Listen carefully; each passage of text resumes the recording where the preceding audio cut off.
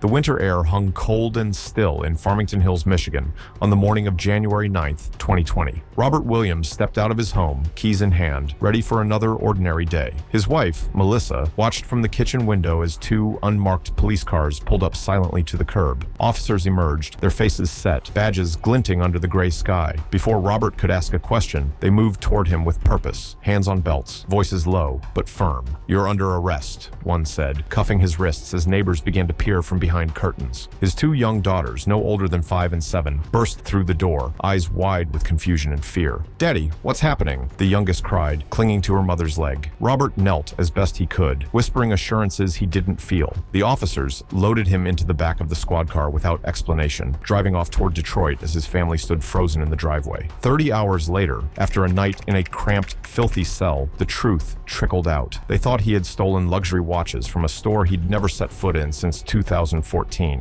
A grainy surveillance photo from a CCTV camera had somehow pointed straight to him, but how? A computer program, a piece of facial recognition software, had scanned millions of faces and selected his. What invisible chain of decisions turned a father's morning routine into a scene from a bad dream?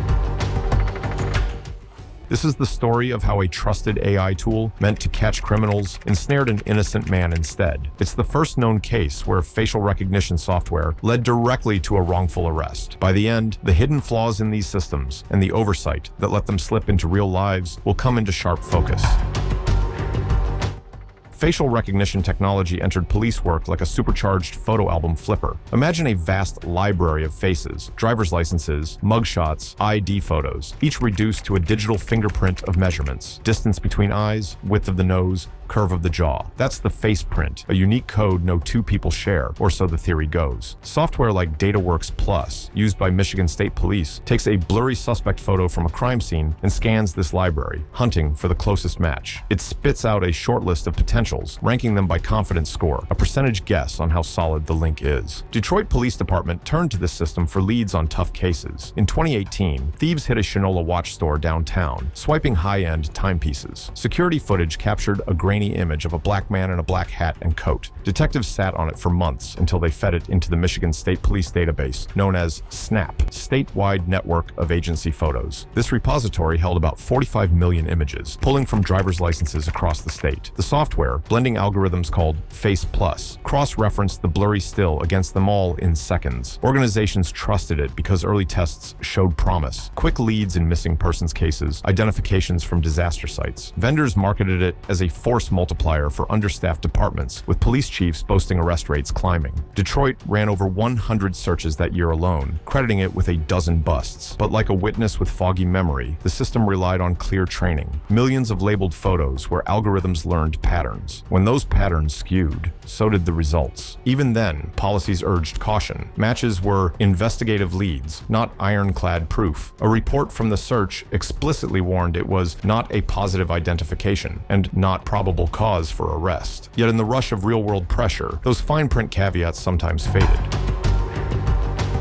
Trouble with facial recognition wasn't new, even in 2020. Just months earlier, in late 2019, the National Institute of Standards and Technology released a massive study testing 189 algorithms from 99 developers. They poured through millions of comparisons, uncovering a quiet bias. Systems misidentified Black and Asian faces far more often than white ones, up to 100 times in some cases. African American women fared worst in one-to-many searches, the kind police use to scan vast databases like SNAP. The report didn't scream headline. It landed as a technical paper, but it exposed how algorithms, trained mostly on lighter-skinned faces from the internet or lab photos, struggled with darker tones and varied lighting. Think of it like an artist sketching from a portfolio of portraits. All similar models pale under studio lights. Hand that sketchbook to draw diverse street scenes, and the lines blur. Vendors knew this. Some pulled products from sales, yet police departments kept deploying them, treating matches as gospel. In Detroit, Chief James Craig would later admit their software was wrong 96% of the time if relied on alone, misidentifying suspects routinely. Early clues piled up. A 2018 Georgetown law report flagged Michigan's huge database as ripe for overreach, but no one paused to audit. Then came Robert Williams' photo, a standard driver's license headshot, flagged as a potential match to the Shinola thief. The confidence score, low enough to question, but the lead moved forward unchallenged.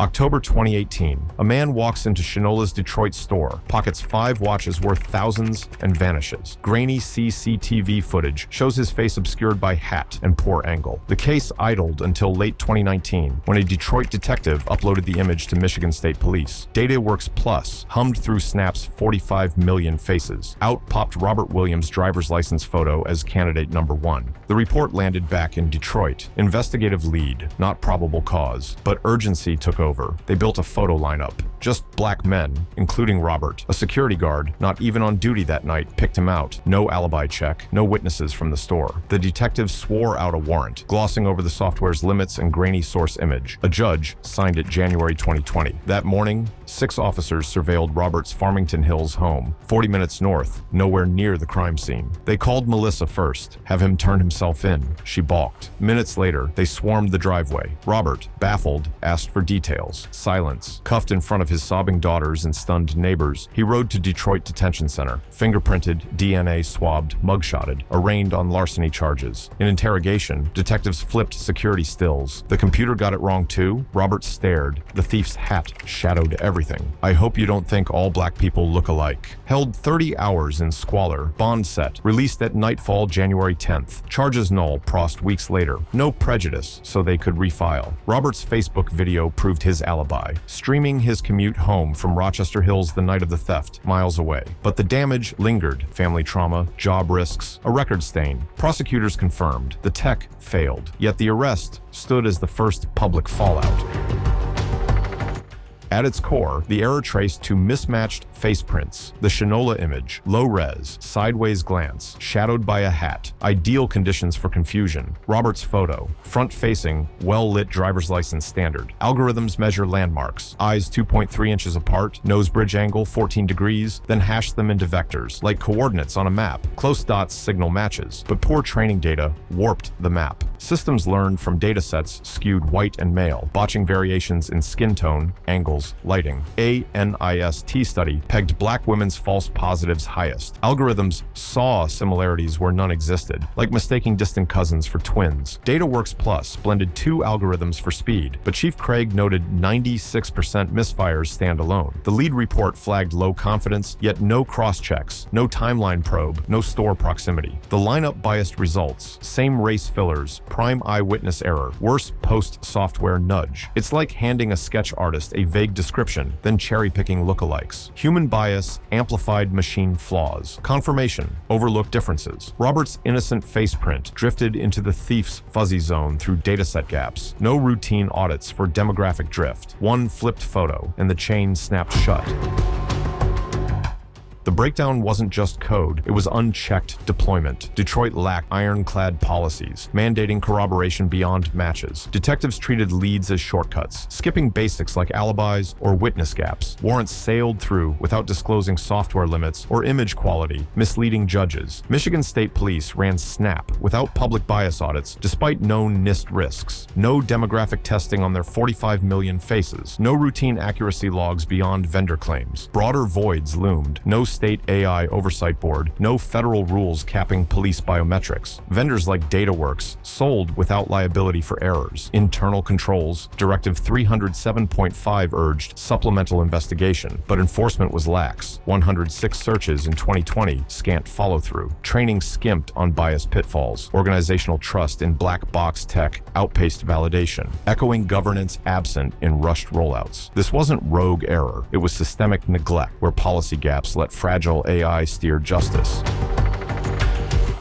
Word spread via New York Times expose June 2020, igniting scrutiny. ACLU of Michigan filed complaints demanding DPD halt facial recognition, expunge Roberts' records, apologize. Chief Craig defended but admitted flaws, tightening policies. No arrests on matches alone. Wayne County prosecutor reviewed cases. Roberts sued in 2021, City of Detroit police detective, for rights violations. 4 years on, June 2024 settlement, $300,000 payout, plus mandates. DPD must audit all facial facial recognition warrants since 2017, notify prosecutors of uncorroborated arrests, ban sole reliance arrests, or tainted lineups. An independent audit of snap cases followed. Impact rippled. 3 Detroit wrongful arrests total from the tech. National high. Policies reformed. No more driver's license trawls without cause. Robert got closure, but PTSD lingers. Strokes hit post-arrest. Industry woke. More bans in cities. NIST standards pushed. Yet tools persist. Policies patchwork.